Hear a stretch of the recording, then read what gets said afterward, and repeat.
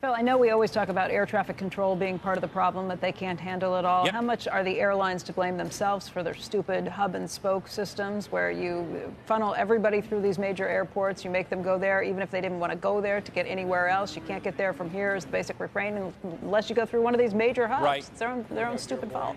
Well, Becky, it's 6 of one, half dozen another. I can find as many people within the airline industry who say that the point-to-point system has its own flaws. Look, that's just the way the system was set up in this country decades ago. Yeah, but if you've got New York as an area, now, as a hub that you can't handle, why are you putting people through there who don't want to go there? You've got 3 major Okay, Becky, so Becky, bottom line of what we need in this country, and I know nobody's going to hear about this, you need more spending on airports, you need more spending on air traffic control technology, hiring more air traffic controllers. All of that is going to cost money. And I know there are going to be people out there who are saying, look, they should be more efficient about the system. You physically do not have much more space. I think we should spend more on air traffic control. I've advocated for that for over a decade. But at the same time, and new airports, point the fingers of blame everywhere they are. Absolutely. And you need new airports. Look, they're building a new terminal here at O'Hare. It's not going to be done for many, many, many years down the road. But all airports, especially your older ones like here in Chicago, they need to be completely updated, expanded, and in some cases you need to build a new airport. I was just out in Denver earlier this week. I was there when it was being built in the early 90s, Becky, and at the time people said, it's out in the middle of nowhere. It's a pain in the neck. You know what? It's now the largest hub for United and one of the largest and busiest airports in the country. Phil, we got to continue this conversation. We're out of time for the next interview, but I want to have a longer conversation with you. Okay, but let's bring this back. Why don't we get Sarah Nelson to weigh in on all of this? So thank you, Phil. For more on what to expect from the busy travel weekend ahead, Sarah Nelson, International President of the Association of Flight Attendants. Did you hear what Phil was talking about? Becky quizzing him. We could quiz you on the same topic. I heard it, and Phil is fired up this morning. I love that, Phil LeBeau.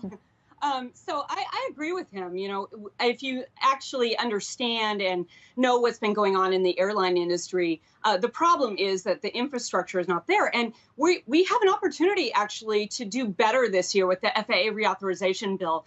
We have a desire by Chairman Graves and Chair Cantwell to get this bill done this year. And it's really, really important because you can't encourage to have people to come and do these jobs if you're not paying them properly, if you don't have the proper technology in place, and if they think that there is so much uncertainty in the airline industry that it's a bad industry to get into. Right. So I agree completely with Phil. Sarah, how should U.S. customers feel about the price of an airline ticket right now? Well, Phil was also right that if adjusted for inflation in 2019, air travel was lower, and it is actually down 4% from 2019 if also adjusted for inflation since that time. So, air travel, it costs what it costs. And take American Airlines, for example, the biggest carrier.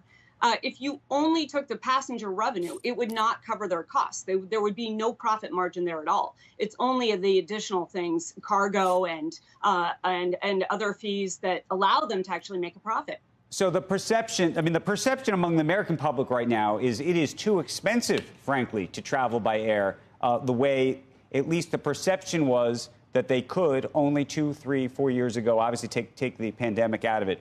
Why do you think there's in your mind, it sounds like a misperception? Well, what's interesting here is that it's not changing passenger behavior. So demand is stronger than it's ever been. The consumer is apparently willing to pay what the ticket prices are going for. So the complaints don't really match up with the behavior.